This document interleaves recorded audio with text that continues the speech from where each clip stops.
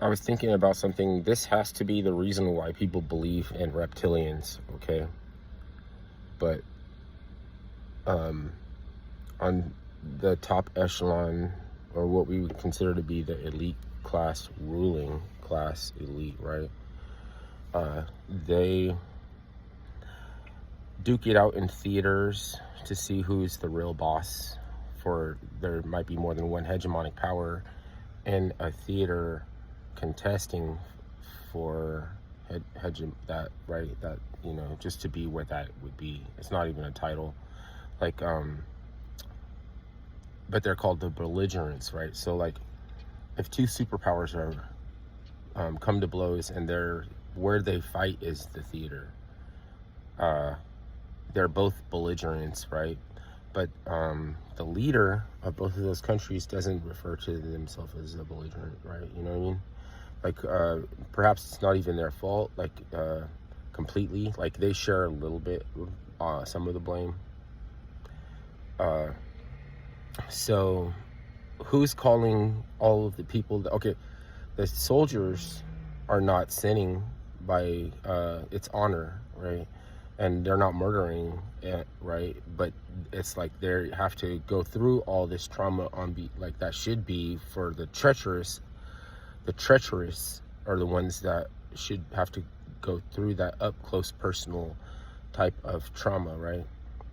When a soldier kills, it's not murder. He's called by honor, and if he dies, there's a chaplain. They're not in the frame of mind of, let's just take responsibility for, like, the proliferation of war. Like, it's not your fault, like, God doesn't have anything to do with calling you to that the theater to do that, right? But people that are Christians can get called up to go to war, right? So we think it's reptilians because they want to, we suffer for a return. Like, if you think about, like, the stupid people don't even know that they're suffering, right? It's not our fault up to a certain point when then it becomes our fault. Like, we can see something coming down the path, right? That's calamities on the way. Like, who's pushing these who's propelling them to do what and would inevitably result in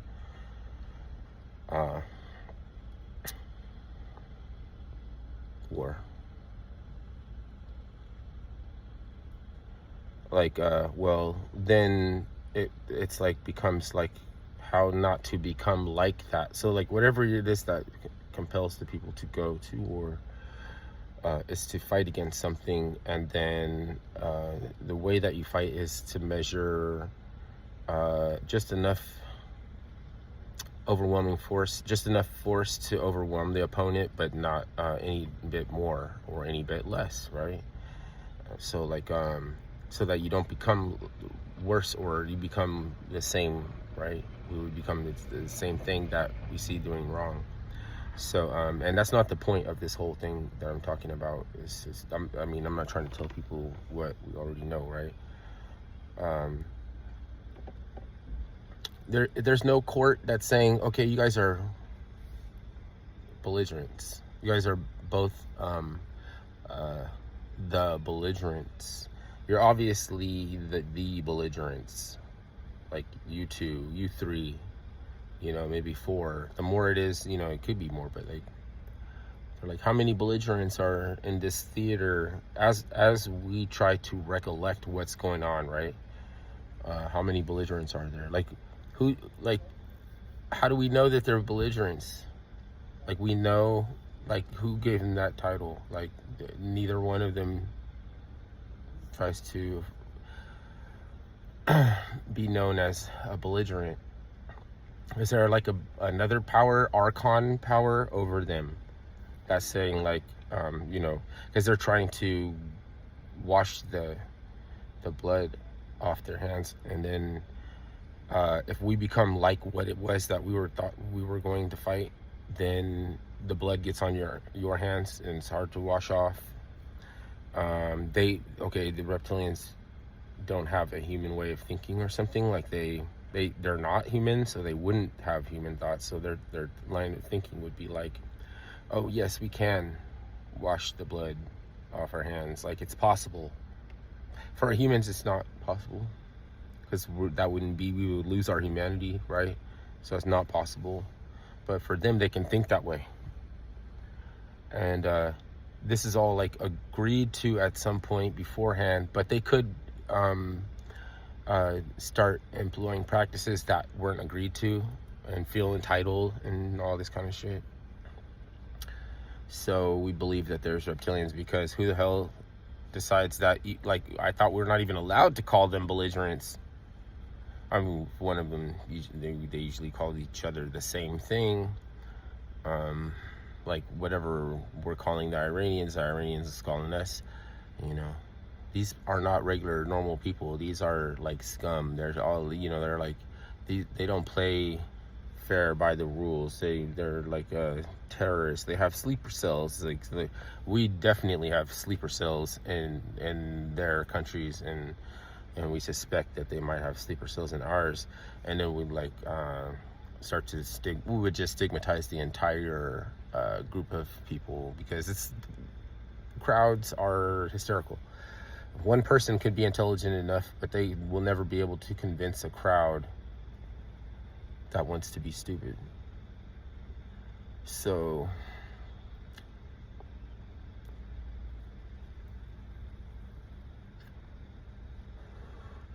the whole point of asking Karlin Borisenko about unions wasn't to see if because she had a different way of thinking about, like, my communist friend.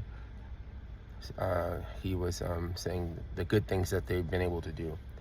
When it comes to her, it's about they're all unilaterally, horizontally controlled by far left. So it doesn't comport to her to even ask, like, do you think that there's a way that there could be some kind of protection for employees, and not have, far left run unions that could. The reason why this is a bad thing is because they can take that unilateral, like, horizontal power and use it to overthrow the government. We were wondering, how the fuck can anybody overthrow the military or something? Like, they're in the military. Like, the whole point of it, we wouldn't be doing this if they couldn't be involved in all those things. Like, you just, think that you know what they look like. And so I did get her perspective, because I didn't take her comment to mean personally about me.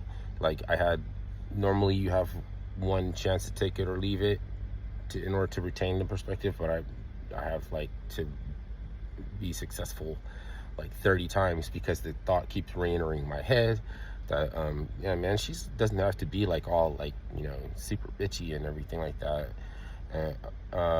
But then that means that you felt something personal about her, so you're throwing away her perspective because it doesn't apply to that which she's passionate about, and you think she's adversarial.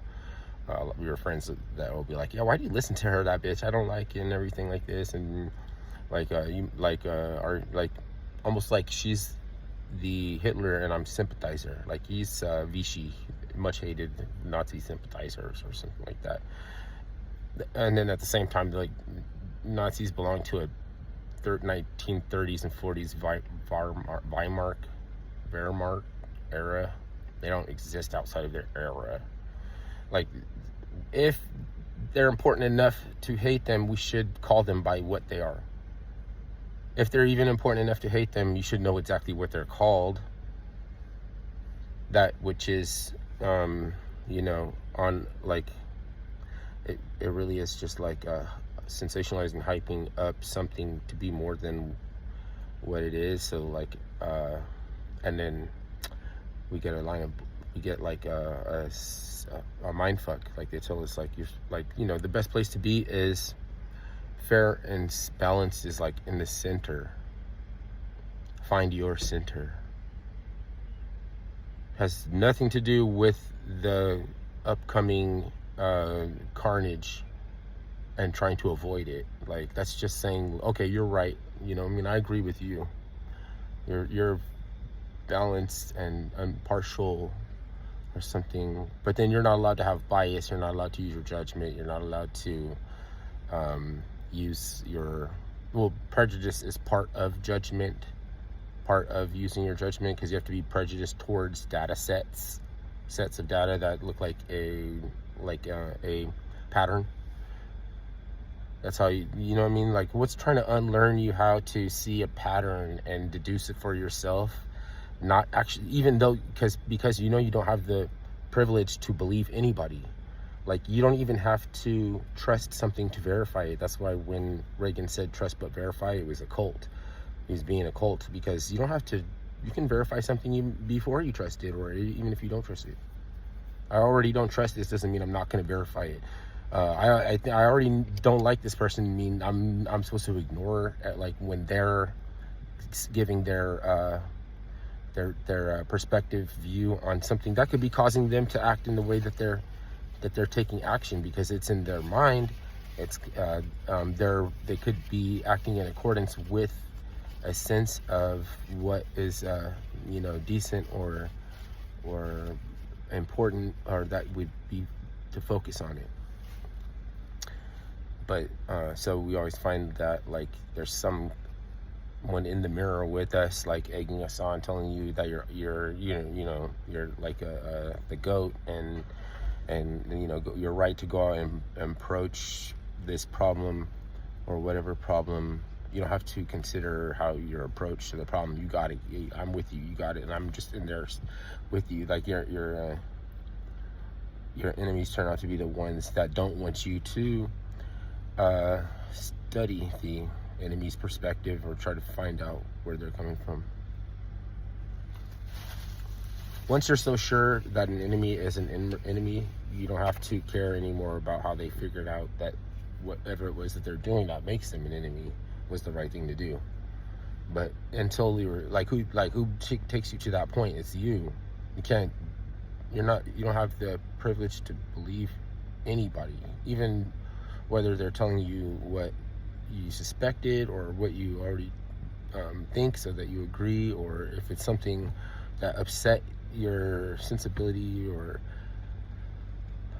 what do they call it? Cognitive dissonance, causes actual physical pain in your brain, even though it's not like a physical. It's not like you got smacked in the head with a brick or anything. You feel like you got smacked in the head with a brick without there being a brick, you know, and it is valid. Wow. So that's why we believe in reptilians, I guess.